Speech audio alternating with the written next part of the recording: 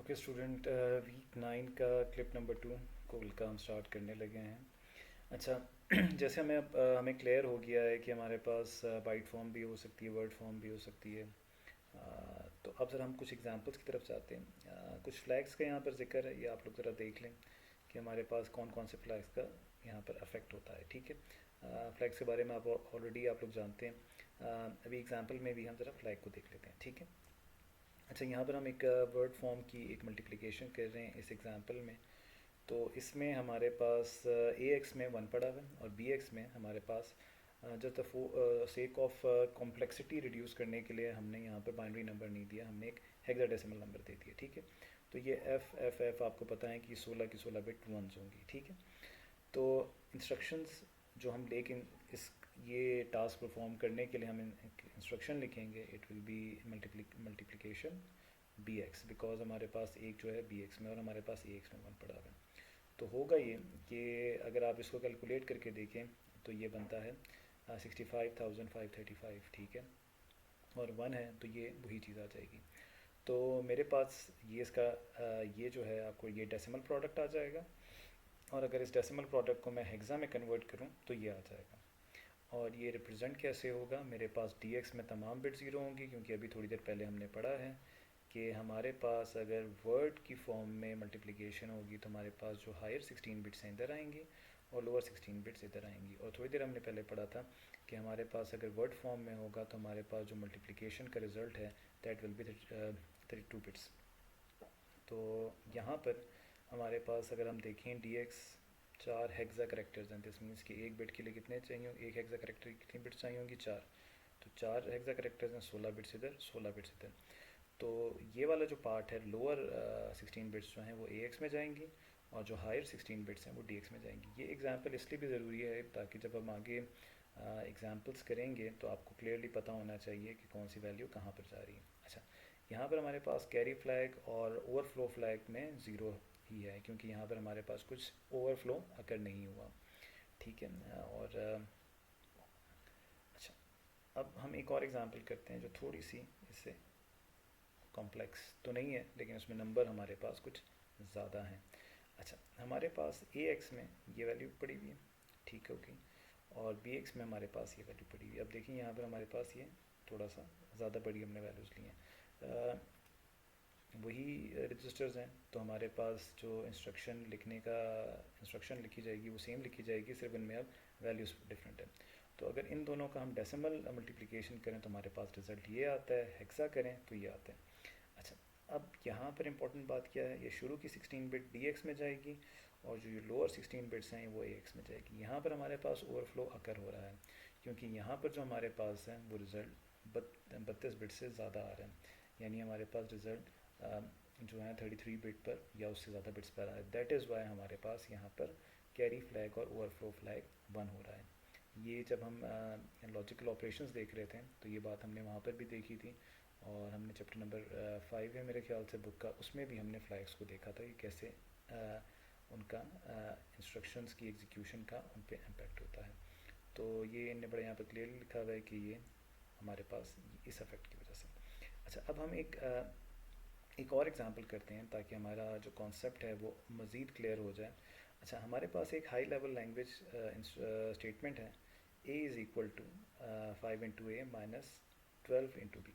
ठीक है, ये है। तो इसको आप अगर करना चाहें तो मज़ीद आपकी आसानी के लिए हम we can write in this way, ताकि हमारी जो कन्फ्यूजन है कि जी हम क्या करेंगे वो और भी ख़त्म हो जाए। ठीक हो गया। तो समथिंग लाइक दिस, इसको अगर मैं असेंबली लैंग्वेज में कोड करूँ तो मैं कैसे करूँगा। ठीक है।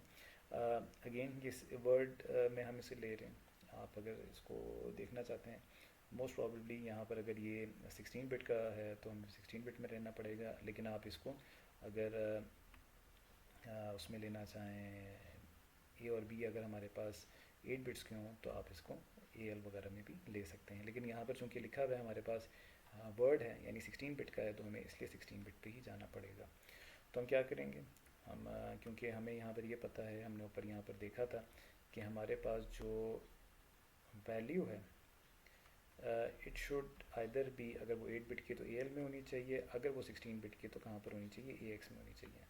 तो यहाँ पर हम क्या करना चाह रहे हैं कि हम 5 को मल्टीप्लाई करना चाह रहे हैं ए से। A is a variable. तो हमने क्या कर दिया, 5 को हमने मूव कर दिया ए एक्स में, और फिर हमने यहाँ पर मल्टीप्लाई कर दिया ए। हमें पता है कि ये हमारे पास क्या होगा, हमारे पास ए और ए एक्स मल्टीप्लाई हो जाएंगे, ए एक्स में जो भी पड़ा हुआ है, ठीक है, और वो रिज़ल्ट ए एक्स में जाएगा। ए एक्स में क्यों जा रहा है, बिकॉज हमें पता है कि हायर बाइट तो वो तमाम ज़ीरो हो जाएंगी। इस एग्जांपल में हमने यही सीखा था कि अगर हमारे पास वहाँ पर कुछ भी नहीं जा रहा तो वो तमाम की तमाम बिट्स हमारे पास क्या होंगी, ज़ीरो होंगी, और हमारे पास जो वैल्यू होगी वो कहाँ पर चली जाएगी, if it is not greater than 16 bits तो वो इधर रहेंगी। तो यानी 5 मल्टीप्लाई बाय ए का रिज़ल्ट हमारे पास यहाँ पर कहाँ पर जा रहा है, ए एक्स में जा रहा है। अच्छा, अब क्योंकि हमारे पास ए एक्स एक ही रजिस्टर है जिसमें हमने मल्टीप्लिकेशन का प्रोसेस करना है, तो हम क्या करेंगे, हम ये जो वैल्यू है 5 इंटू ए, इसको हम मूव कर देंगे कहाँ पर, ये क्योंकि ए एक्स में पड़ी हुई है, हम इसको मूव कर देंगे ए में। क्लियर हो गया, तो हमने अपना थोड़ा काम कर लिया। अब हमने क्या करना है, हमने इस वाले पार्ट को सॉल्व करना है।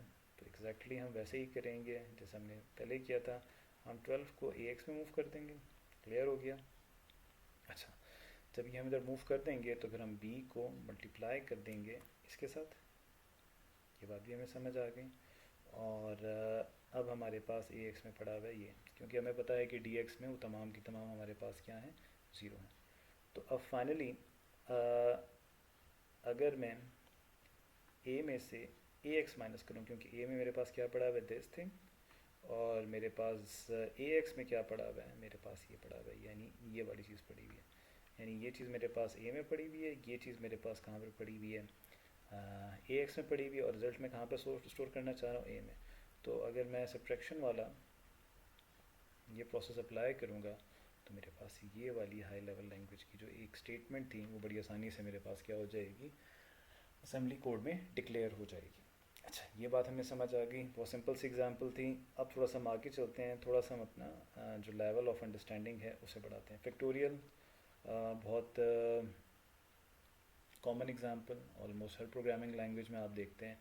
अभी तक हमने इसे होल्ड किया हुआ था, अब क्योंकि हमने मल्टीप्लिकेशन देख ली है तो हम ज़रा इस पर ट्राई करते हैं कि है क्या, ठीक है। अच्छा, यहाँ पर हम ज़रा देख लेते हैं, ये just for the sake of understanding हमने यहाँ पर ही कुछ चीज़ें लिखी हुई हैं। फैक्टोरियल की डेफिनेशन क्या है, अगर मेरा फैक्टोरियल n की वैल्यू 1 है तो फिर हमारे पास फैक्टोरियल ये होगा, ठीक हो गया। n फैक्टोरियल हमारे पास ये होगा if n is equal to this. अगर नहीं होगा तो आपको पता है कि हम उसकी मल्टीप्लाई करते जाएंगे, डिक्रीमेंट बाय 1 करते जाएंगे, और जब तक हमारे पास 1 नहीं आ जाता, ठीक है, ये चीज़ पता है।